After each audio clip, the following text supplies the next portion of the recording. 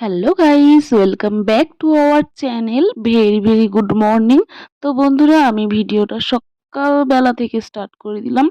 তো দেখতেই পাচ্ছেন, এখন আমি একটা বিছানার চাদর নিয়েছি। তো বিছানার চাদরটা এখন আমি বিছানাতে পাতবো। তো এক হাত দিয়ে তো সম্ভব না, এক হাতে ক্যামেরা রয়েছে। তো এবার আমি ক্যামেরাটা রেখে বিছানাটা পেতে নিলাম। তো এই যে পাতা হয়ে গেছে। এবার একটা কোলবালিশ সাইডে রেখেছি, আর বাদ বাকিগুলো সব আমি অন্য সাইডে সরিয়ে দিয়েছি।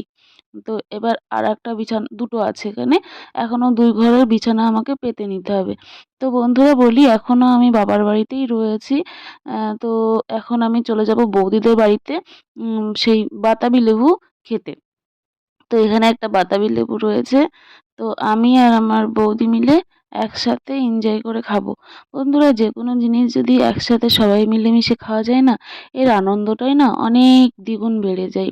খাওয়ার থেকে আনন্দটা বেশি হয়। খাওয়া তো খাওয়াই যায়, একা একা অনেক খাওয়া যায়, কিন্তু আনন্দটা আর সেই রকম তো আসে না। তো যাকগে, আমি কেটে ফেলেছি লেবুটা। লেবুটাতে প্রচুর প্রচুর পরিমাণে রস, আশা করি দেখেই বুঝতে পারছেন।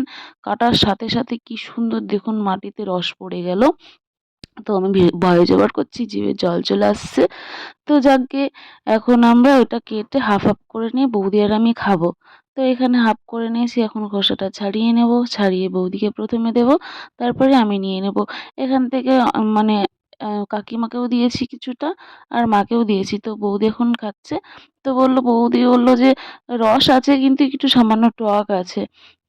তো যাকে খাচ্ছে আর বলছে। আহ, তো এখন আমিও খেয়ে নেব একটু। তো ক্যামেরাটা আমিই করছি, যদি অন্য কেউ থাকতো তাহলে টোটাল ক্যামেরাটা করে দিত। যাক, এখন দুপুর হয়ে আসছে, এখন চলে যাব দুপুরের খাবারটা খেতে। বাদামটা খেয়ে এসে, এটা সকাল 10টার দিকে খেয়েছি, এখন দুপুরের খাবারটা তো খেতেই হবে।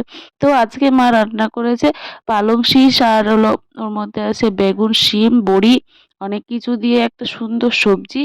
আর এটা হচ্ছে মাছের ঝোল, 2 রকম মাছ একসাথে দেওয়া রয়েছে, দিয়ে ঝোলটা করা হয়েছে।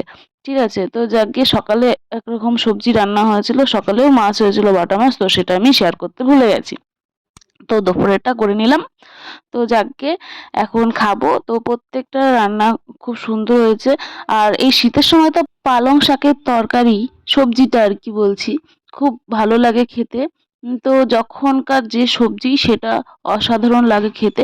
যাকে, খাওয়া দাওয়া করে একটুখানি রেস্ট করে চলে গেছে এবার মাঠে কাকিমাদের জমিতে। এখন আমি মাঠে চলে এসেছি, আর মাঠে অনেক সাঙ্গ পাঙ্গ চলে এসেছে। তো এটা হচ্ছে আমার কাকার জমি। তো জমিতে মূলো লাগানো রয়েছে, পুন গাছের। এই যে এখানে মূলো তুলে রেখেছে, এগুলো বিক্রি হবে।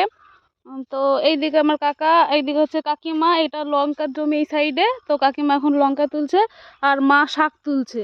তো এই পরিবেশটা আপনাদের কেমন লাগছে কমেন্টে একটু জানাবেন। যদি ভালো লাগে কমেন্ট করতে একেবারে বলবেন না। আর এইদিকে আমার বোন হচ্ছে বাদাম খাচ্ছে। এই ঘর হনুমান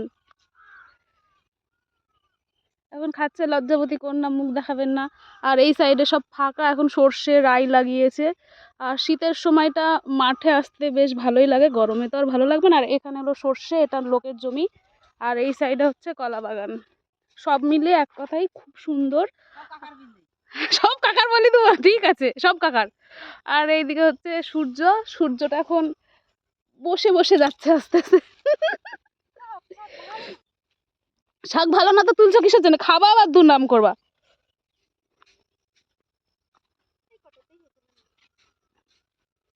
লঙ্কা গাছ কি করতে হবে, নষ্ট হয়ে এসছে। এই লঙ্কার দাম মনে হয় কম পাওয়া যায়।